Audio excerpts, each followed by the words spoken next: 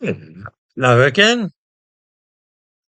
Although it is considered by many to be verging on racism and xenophobia even to notice it, much less talk about it, most people are aware of the huge number of Africans appearing in almost every British town lately.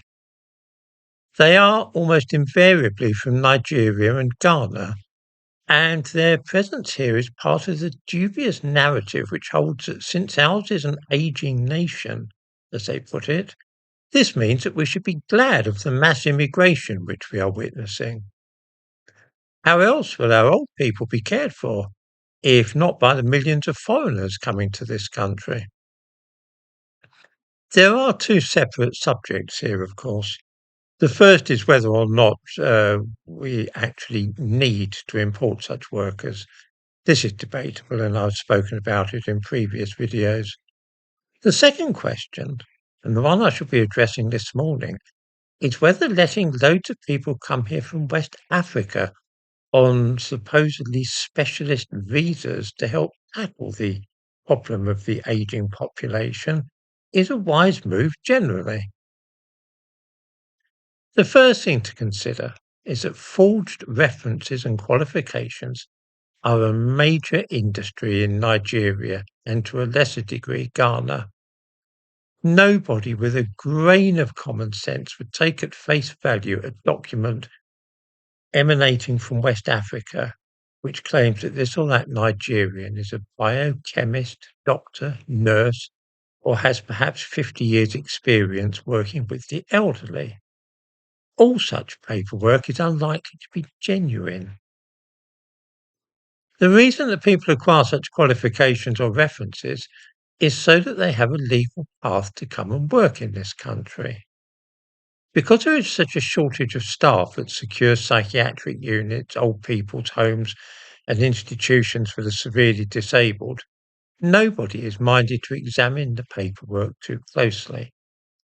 The result is that many of the Africans working in such places are likely to be unqualified and, in many cases, completely unsuited for this kind of work.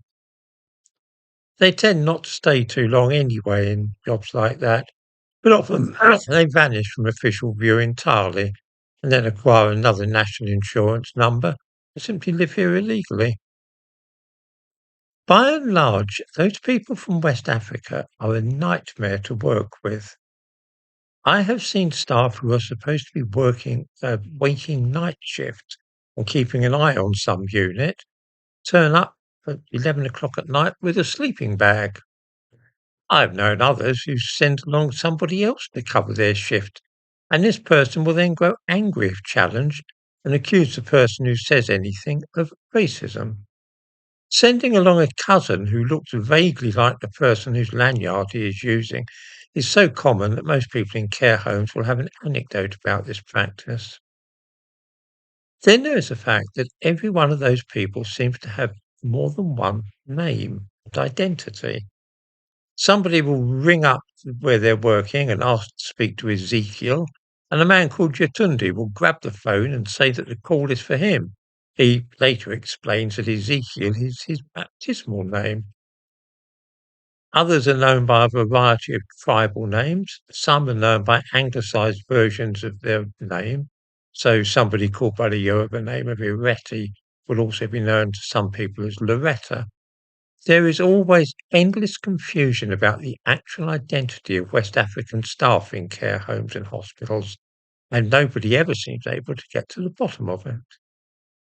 Nearly all of them claim to be highly qualified in some other field, but unable to get work in that area due to racism.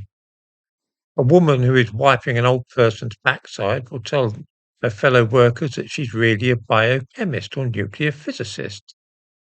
Sometimes she even has papers to back up this unlikely statement. Most of them also seem to be the sons and daughters of cabinet ministers or chiefs in their own country as well. Don't even get me started on the idleness and fecklessness of the average worker from this part of the world. It is sometimes said that they are the victims of systemic racism because black workers in hospitals and care homes are the subject of far more disciplinary actions than white staff or those of Asian heritage. There is, however, a simpler explanation for this.